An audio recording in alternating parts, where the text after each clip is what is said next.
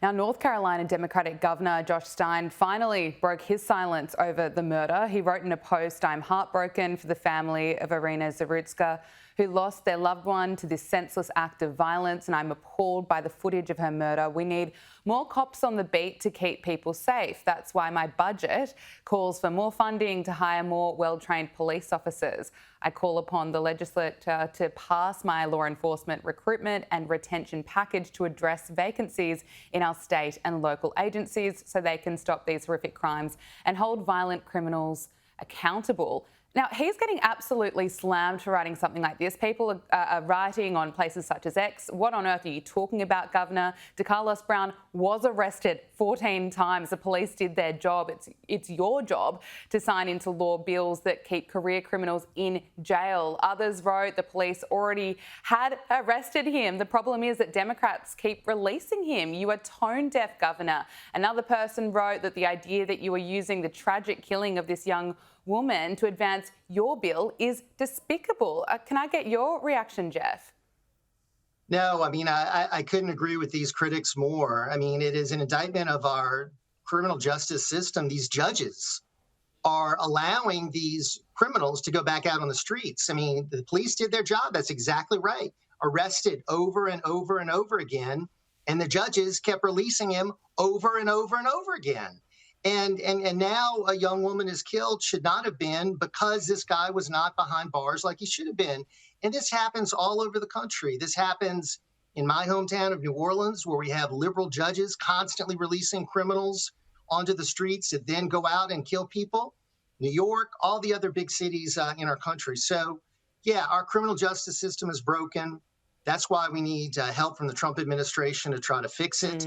And really what we're trying to do is help the people that live in those communities live a safe life so they can go about their business, travel on public transportation, live a normal existence without constantly being in fear of criminals.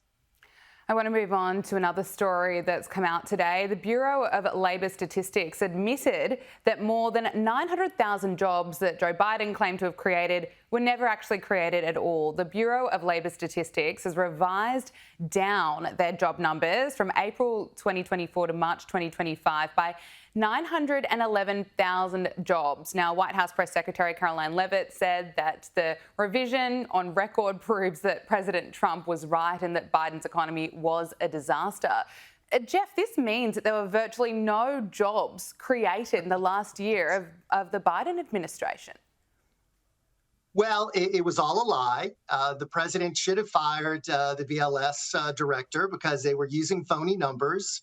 Obviously, they were trying to prop up Joe Biden and Kamala Harris and help them win election.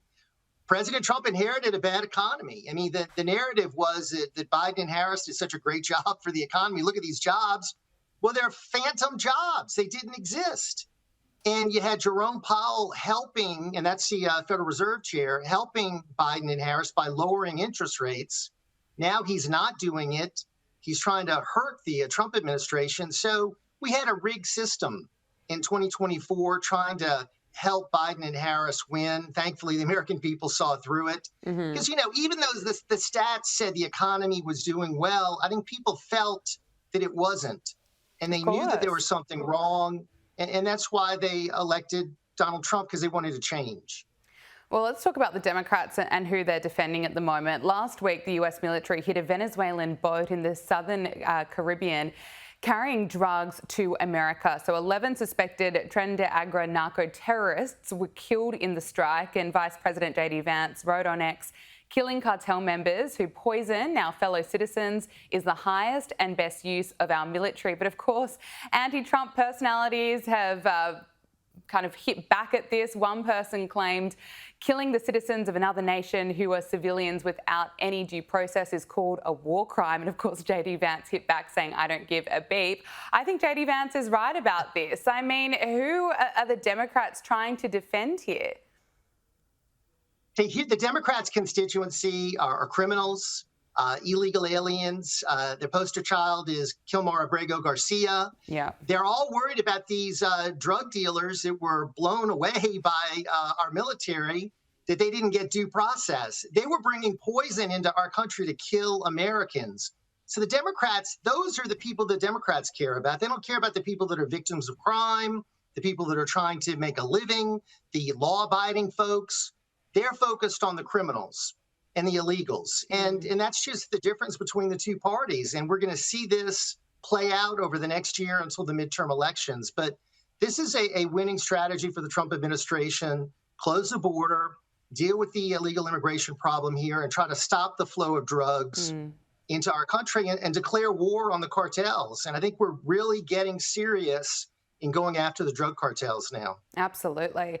Look, I want to talk to you about what is happening with Gen Z, because it appears that Gen Z men who backed Donald Trump last year rated having children at the top of a list of choices of how to define personal success. Yet, I don't know if you'll be surprised by this, Jeff, but Gen Z women who backed Kamala Harris rated it to second last. So this is according to the latest NBC News Decision Desk poll powered by SurveyMonkey, which shows how the political gender gap persists alongside different social beliefs between young men and young women. So let's just look at the top priorities for these Gen Z women who apparently voted for Kamala Harris. Number one, having a job or career that you find that you find fulfilling. Look, obviously that's important. I don't know if it needs to be number one. Number two, having enough money to do the things that you want. Number three, achieving financial independence. 4, having emotional stability. 5, using your talents and resources to help others. Owning your own home is number 6. Number 7, having no debt. Number 8, being spiritually grounded. 9, making your family or community proud. And then all the way down to number 10. That is where these Gen Z women have ranked putting children. That's their list of priorities, all the way down to number 10. And then after that, number 11 is being married. Jeff, can I get your thoughts on that? I mean, number 10 in terms of what success looks like. What do you put this down to? Is it the rise of the feminism movement? I mean, what are your thoughts on it? Yes. No, it definitely is a rise of feminism. You've seen, I think, women take a greater interest in a career than getting married and having children. That they view that as not progressive. They view that as being, traditional, old-fashioned. And I think you see it in the election results. I mean, if the election were just women, Republicans would never win. I mean, Donald Trump did very well among young men. He did very poorly among young women.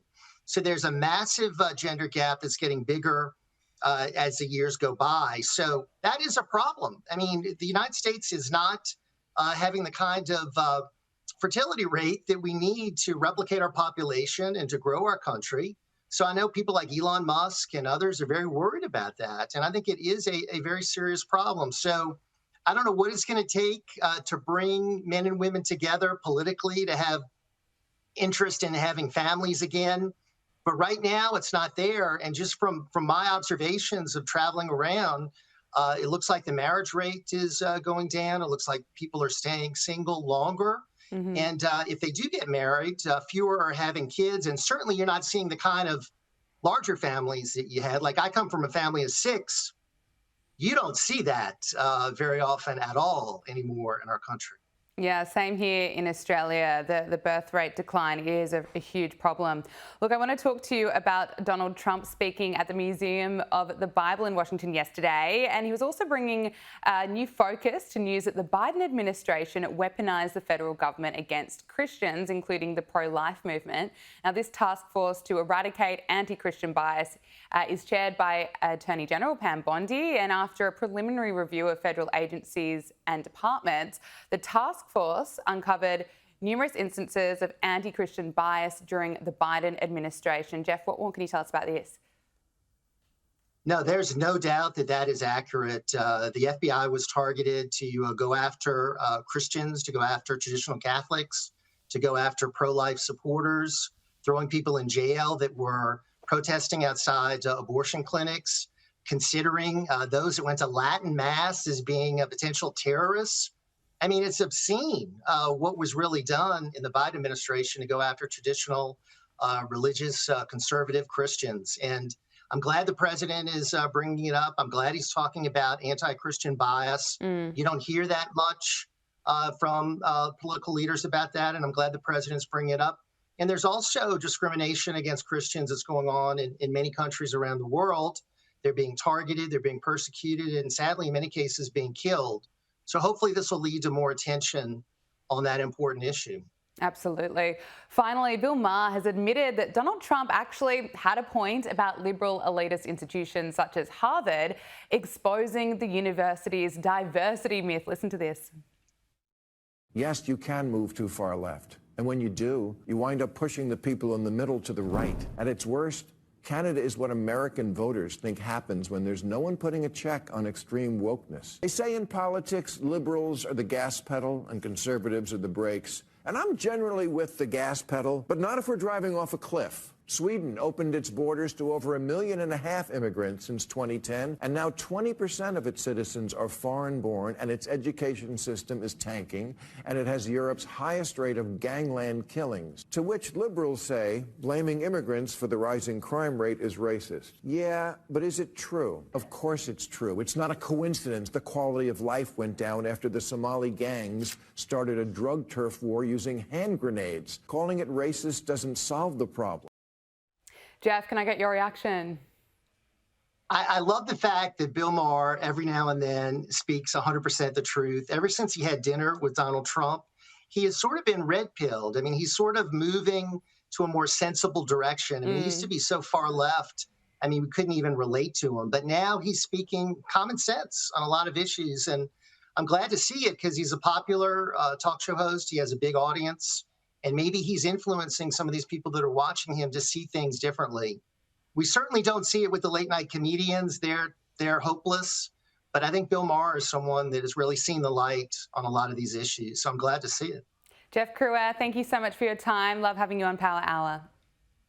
Thanks for having me.